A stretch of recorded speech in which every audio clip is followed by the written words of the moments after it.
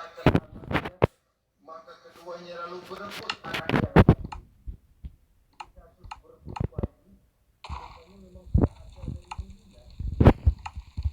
Yang satu berkata itu anaknya, yang lain mengaku itu pun juga anaknya. Akhirnya keduanya mengadu kepada Nabi Sulaiman. Masing-masing orang yang mau mengalah. Akhirnya kata Nabi Sulaiman, kalau kamu berdua tidak ada yang mau mengalah, cobalah begini saja. Berikan bayi itu kepada saya, akan saya belah dua supaya adil. Masing-masing kamu bawa sarang potong.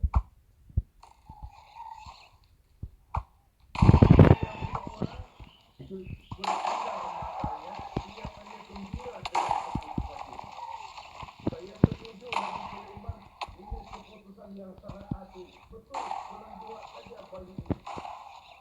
Tapi ibu yang seorang yang berurai air matanya, membasahi pipinya.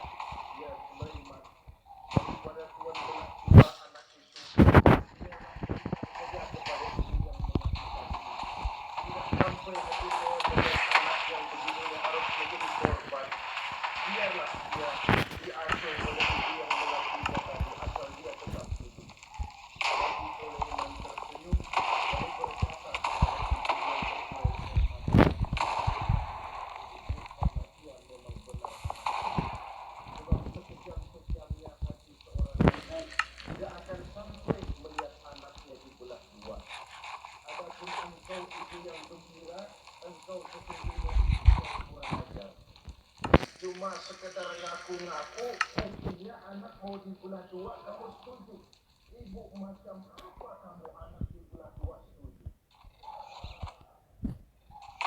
Akhirnya ibu yang satu itu menerima itu dan beristighfar karena mengakui sesuatu yang bukan haknya. Di sini kita lihat kebijaksanaan yang dimiliki oleh Nabi Sulaiman alaihissalam. Bukti yang ketiga, pada waktu beliau mengadakan jihad fisabilillah, beliau mengadakan mobilisasi dana. Tidak cuma manusia, binatang seluruhnya ikut memberikan sumbangan. Ketika datang gajah nyumbang kerbau, datang kerbau nyumbang kambing, datang kambing nyumbang ayam, datang ayam nyumbang burung, datang burung nyumbang balang, datang balang nyumbang semut.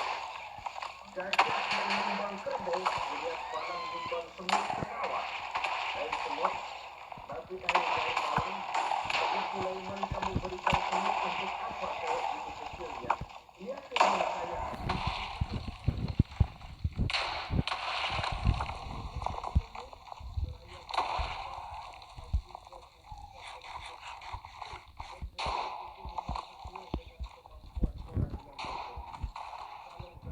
Nyumbang kerbau itu wajar saja, gajah besar sumbangannya pun besar. Sebaliknya kalau balang nyumbang semut itu juga wajar saja, balang kecil sumbangannya pun kecil. Yang tidak wajar kalau ada balang mau nyumbang kerbau, ada gajah nyumbang semut. Disinilah watak yang bijaksana dari Nabi Sulaiman alaihissalam. Ini merupakan ciri keistimewaannya. Dia melakukan dengan sifat yang namanya sifat batona, cerdik, cerdas, dan bijaksana. Yang ini memang merupakan mukjizat.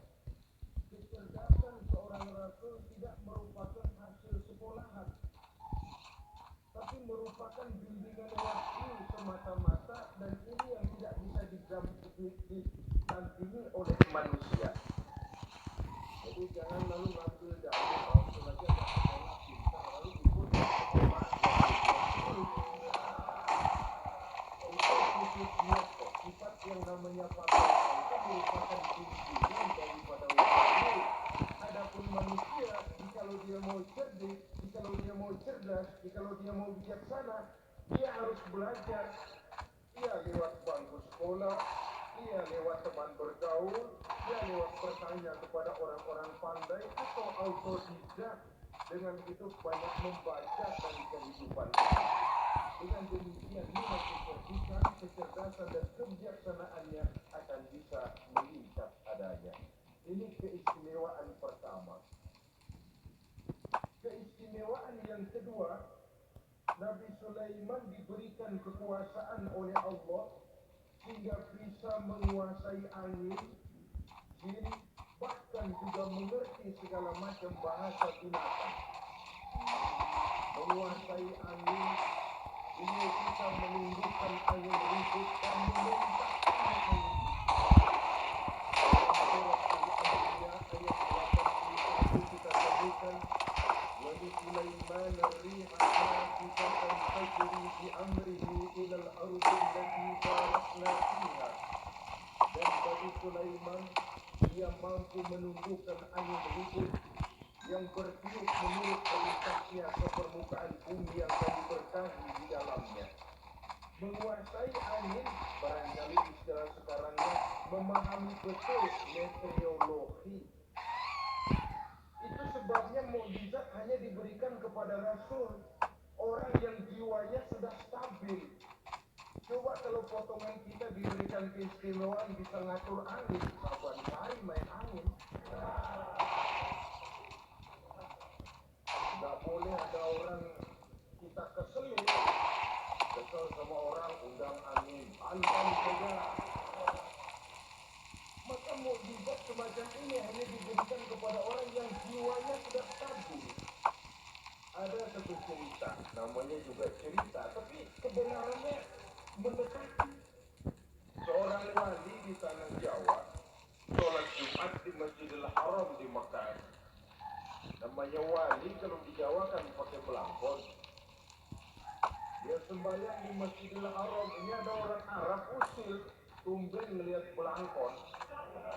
Ini apa di tengah masjid? Dia tepat belangkon miring di atas kepala. Begitu belangkonnya miring, tanah kayaknya ikut miring. Sehingga penduduk heran, ini apa tanah jadi miring begini? Lalu ada seorang wali juga yang alim dan mengerti, lihat-lihat di tengah Masjidil Haram ada belangkon miring di atas kepala. Jangan-jangan ini sebabnya ini. Dia samperin, dia danalin lagi tuh belangkon rata, tanah kelihatannya kayak rata lagi.